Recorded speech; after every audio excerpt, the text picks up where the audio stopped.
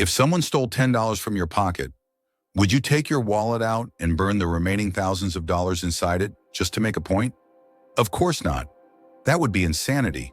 Yet that is exactly what you do when you let a 5-minute bad moment destroy 24 hours of potential. Stop burning your time. Let's talk about how to take your day back. Picture this. You wake up and the sun is shining. You actually feel rested for once. You stretch, make your coffee, and you think, today's going to be a good day. But then, splash. You bump the counter and hot coffee goes all over your fresh white shirt. Just like that, the sun disappears, your chest tightens. You aren't just annoyed. You feel personally attacked by the universe. In 3 seconds, the potential of the next 16 hours just vanished. Now you're rushing. You change your shirt, but you hit every red light on the way to work. The guy in front of you is driving too slow. Idiot! Your coworker asks a simple question. They're nagging you. This is what psychologists call the negative bias. It's like wearing a pair of sunglasses with gray lenses. Nothing about the world has actually changed. The birds are still singing, the opportunities are still there, but all you can see is the stain on the shirt. Think of your mind like a glass of crystal clear water.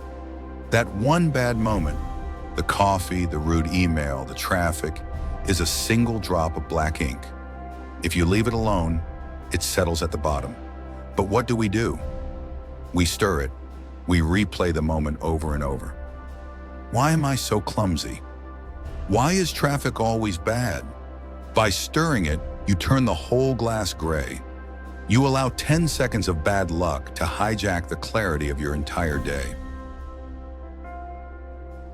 Let's look at the math because it's shocking. There are 86,400 seconds in a day. That bad moment, it probably lasted 60 seconds, maybe 5 minutes tops. If someone stole $10 from your bank account, would you go to the ATM, withdraw the remaining thousands of dollars, and burn them in the street just to make a point? Of course not. That would be insanity. Yet that is exactly what we do with our time. Why do we do this? Because your brain is an ancient survival machine. It is designed to look for threats, not for happiness. When things go wrong, your brain screams, "Focus on this. It's dangerous." It triggers a fight or flight response for a spilled drink. But you aren't fighting a tiger in the jungle. You're just fighting a bad mood in a cubicle. You have to manually override the system. You have to tell your brain, we are safe. This is just a moment, not a life sentence. There is a concept in neuroscience called the 90-second rule. When you have a chemical reaction to anger or frustration, those chemicals only stay in your bloodstream for about 90 seconds. After that, it's all you. It's your story keeping the fire alive. If you can just pause, breathe, and refuse to feed the story for a minute and a half, the feeling will pass. You have to be strong enough to sit in the fire without adding more wood.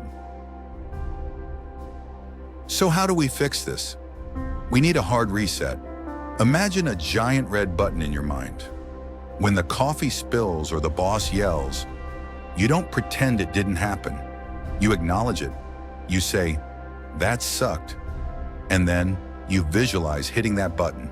Click. The scene cuts to black. New scene. You aren't continuing a bad day. You are starting a brand new day at 10 a.m. You are breaking the chain of causality. Another trick is the zoom out. Imagine floating out of your body, up through the ceiling, into the sky. Look down at that stick figure version of yourself fuming over a text message. From up here, does it matter? In 5 years, will you remember this traffic jam? In 5 weeks? Probably not even in 5 days. When you zoom out, the monster becomes a mouse. You realize you are sacrificing your peace for something that is already in the past. You are the narrator of this movie. Up until now, you've been letting the circumstances write the script. You've been the victim of the coffee, the victim of the traffic, Stop giving the pen away. Take it back. A bad chapter doesn't mean the book has to end tragically. You can write a plot twist right now. You can decide that the hero laughs at the stain, turns up the music, and crushes the rest of the day in spite of the morning. Listen, life is going to throw ink at you. It's going to rain. Things will break. But a bad moment is only a bad day if you sign the permission slip. Don't throw away your thousands of dollars because you lost a 10. Don't burn your house down because you stubbed your toe. Take a breath. Hit the reset button. The ink is settling. The water is clearing. Your day starts right now.